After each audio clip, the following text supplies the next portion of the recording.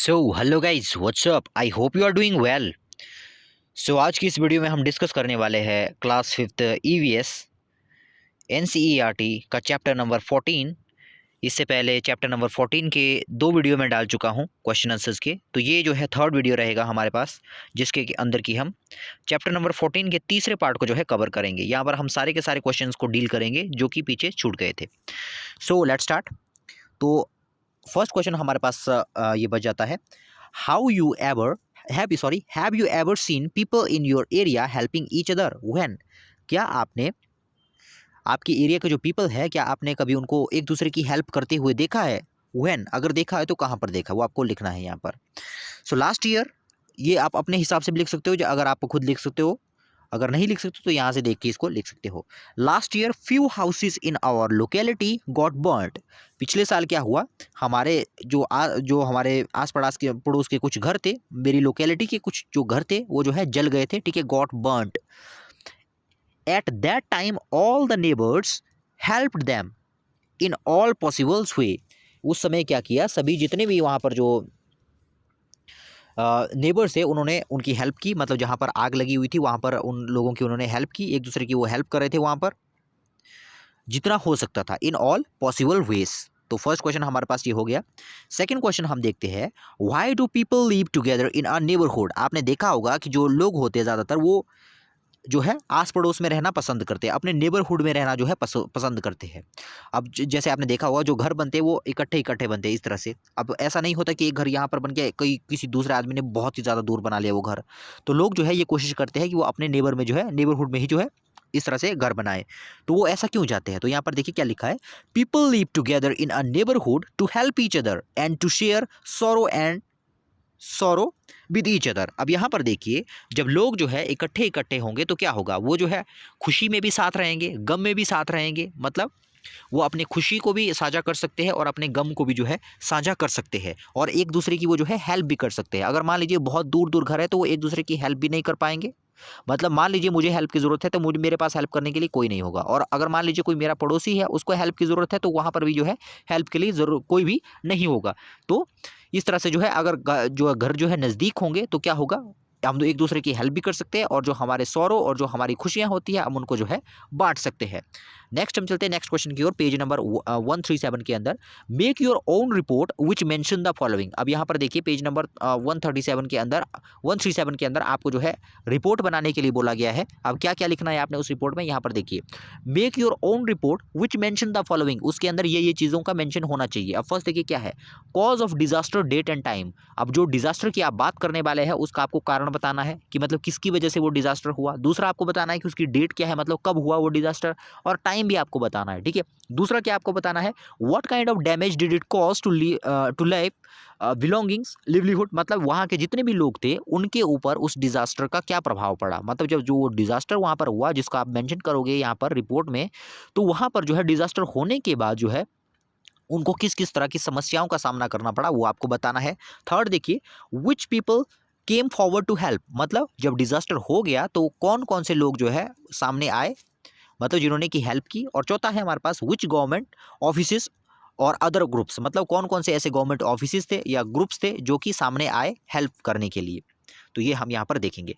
तो फर्स्ट देखिए यहाँ पर क्या है, this is a report about March 2013, मतलब हम जो है मार्च 2013 की बात कर रहे हैं, ठीक है, उस समय जो है ये हुआ था। Next, the cause of disaster was flood, मतलब उस वो डिजास्टर का कारण क्या था, डिजास्टर का कारण जो है फ्लड था, वहाँ पर जो है क्या हो गया था, बाढ़ आ गई थी। आप जो है अपने हिसाब से अगर आपको कुछ और लगता है, अगर आप जो है कोई और चीज़ यहाँ पर लिखना चाहते हो तो वह यहाँ पर आप लिख सकते हो, इट अकर्ड ऑन मार्च और 12 मार्च 2013 एट 12:56। मतलब यहाँ पर देखिए ये जो घटना हुई थी ये कब हुई थी, 12 मार्च के दिन हुई थी, 12 मार्च 2013 के दिन हुई थी, और टाइम कितना हुआ था उस समय, टाइम जो है 12 बज के उस टाइम 56 मिनट उस समय हुए थे। सो नेक्स्ट हम देख सकते हैं डैमेज। अब देखिए डैमेज क्या क्या हुआ, अब क्वेश्चन ऊपर दिए हुए थे हमने, डैमेज क्या क्या हुआ उस डिजास्टर से। जब वहाँ पर डिजास्टर हुआ 100 people were killed and nearly 50 people were injured, उनमें से 100 लोग वहाँ पर मारे गए और लगभग 50 लोग क्या हो गए, वो जो है इंजर्ड हो गए, मतलब उनको इंजरी आ गई। 1000 of houses were destroyed and many villages were flattened. अब यहाँ पर देखिए, अब क्या बोल रहा है यहाँ पर, 1000 ऑफ हाउसेज वर डिस्ट्रॉयड, मतलब डिस्ट्रॉय का मतलब होता है तबाह हो जाना। डिस्ट्रॉयड मतलब हजारों के हिसाब से घर वहां पर क्या हो गए, तबाह हो गए उस फ्लड में, मतलब बह गए, है ना। And many villages were flattened, और बहुत सारे विलेज कैसे हो गए, फ्लैटेंड हो गए, मतलब बिल्कुल डिस्ट्रॉय हो गए, उनका नामो निशान ही मिट गया। Crops were destroyed, crops crops का मतलब क्या होता है, जो फसलें हमारी होती है उनको कहते हैं क्रॉप्स, मतलब खेतों में जो फसलें हो गई थी वो भी तबाह हो गई बाढ़ के कारण। नेक्स्ट हम चलते हैं, अब देखिए हेल्प किस किसने की थी, अब यहाँ पर देखिए, अब थर्ड और फोर्थ क्वेश्चन को हम इकट्ठे लिख सकते हैं, ठीक है, उसका एक ही आंसर हम यहाँ पे लिख सकते हैं। देखिए मैनी कंट्रीज, अब बहुत सारी कंट्रीज ने हेल्प की। एनजीओज, एनजीओ का मतलब होता है नॉन गवर्नमेंट ऑर्गेनाइजेशन, इसके बारे में आप बाद में पढ़ोगे, बस इतना याद रख लो, एनजीओज, ठीक है। मैनी कंट्रीज, बहुत सारी कंट्रीज, एनजीओ हो गई, ठीक है, उन्होंने जो क्या किया, हेल्प की उनकी, मतलब जहाँ पर फ्लड आया था उनकी हेल्प की। Red Cross and other international organisation help in such situation, मतलब जो रेड क्रॉस है और जो दूसरी इंटरनेशनल ऑर्गेनाइजेशंस है वो भी जो है सामने आई हेल्प करने के लिए, इनकी हेल्प करने के लिए वो भी जो है सामने आए। नेक्स्ट हम देखते, देखिए have people in your area got affected by famine और ड्राउट। अब फेमाइन का मतलब क्या होता है, भुखमरी, ठीक है, कई बार लोगों के पास खाने के लिए अनाज नहीं रहता, दाने दाने के लिए लोगों को जो है मोहताज होना पड़ता, तो उसको हम कहते हैं famine. Have people in your area got affected by famine और ड्राउट, क्या आपके एरिया में कि जो लोग हैं उन्होंने कभी फेमाइन मतलब भुखमरी या सूखे का सामना किया है। Find such report of different countries from newspaper, अब जो है अलग अलग कंट्रीज़ है, अलग अलग जो कंट्रीज़ है उनकी आपने रिपोर्ट्स जो है इकट्ठा करनी है, कहाँ से, न्यूज़पेपर से, ठीक है। And make your own report, और उन रिपोर्ट को देखकर जो है आपको अपनी रिपोर्ट जो है तैयार करनी है। तो यहाँ पर हम देखते हैं, देखिए there was a drought in Bihar in the year 2010, अब 2010 के अंदर जो है बिहार के अंदर एक जो है ड्राउट आया था, ड्राउट हुआ था। This occur due to very low rainfall, ये क्यों हुआ, क्योंकि वहां पर उस समय क्या हुआ, this occur due to very low rainfall, क्योंकि वहां पर उस समय बहुत ही लो रेनफॉल हुई, मतलब बारिश वहां पर बहुत ही कम हुई, ठीक है। मेनली इट अफेक्टेड क्रॉप्स, इसकी वजह से सबसे ज़्यादा इफेक्ट किसको हुआ, सबसे ज़्यादा प्रभावित कौन हुआ, तो सबसे ज़्यादा प्रभावित हुई फसलें, मतलब फसलों को तो बारिश चाहिए, अगर बारिश नहीं होगी तो फसलें ऑटोमेटिकली जो है क्या हो जाएगी, अफेक्ट होगी, ठीक है। नियरली 20,000 फार्मर वर अफेक्टेड, और लगभग 20,000 किसान इससे जो है अफेक्टेड हुए। State government and central government usually help in such situation, जो स्टेट गवर्नमेंट होती है और जो हमारी जो सेंट्रल गवर्नमेंट होती है वो क्या करती है, यूजुअली हेल्प करती है ऐसी सिचुएशन के अंदर, कहीं पर भी अगर इस तरह की सिचुएशन आ जाए तो हमारी गवर्नमेंट जो है हेल्प करती है। नेक्स्ट हम देखते, देखिए right a report with the help of the following words, अब यहाँ पर आपको बहुत सारे वर्ड दिए गए हैं, flood, river, water, injured people, मैंने यहाँ पर सारे के सारे वर्ड नहीं लिखे हैं, तो वर्ड आपको जो है बुक से लिखने हैं।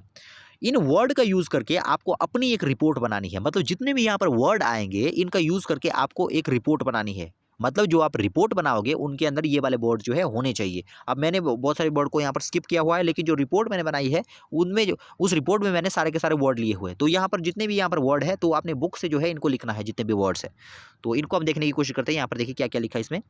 It was monsoon season and there was huge rainfall, monsoon का सीजन था और क्या हुआ, वहाँ पर बहुत ज़्यादा रेनफॉल हुई। There was flood in the area, area में क्या था, एरिया में फ्लड आया। River got filled in the river water, sorry river water got filled in the fields and houses, मतलब जो रिवर का जो वाटर था, रिवर मतलब ओवरफ्लो हो गई और उसका जो वाटर था कहाँ पर फैल गया, फील्ड में फैल गया, और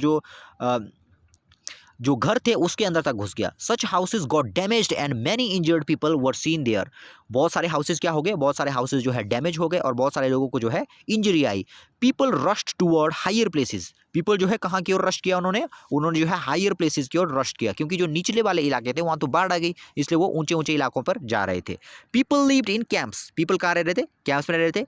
many dead bodies of human and dead animals were seen floating on the flood, अब यहाँ पर देखिए जो फ्लड था उसके ऊपर जो है मतलब जो वाटर जो फ्लो कर रहा था उसके ऊपर कई डेड बॉडीज, आदमी की और जो दूसरे एनिमल थी उनकी जो है फ्लोट कर रही थी डेड बॉडीज।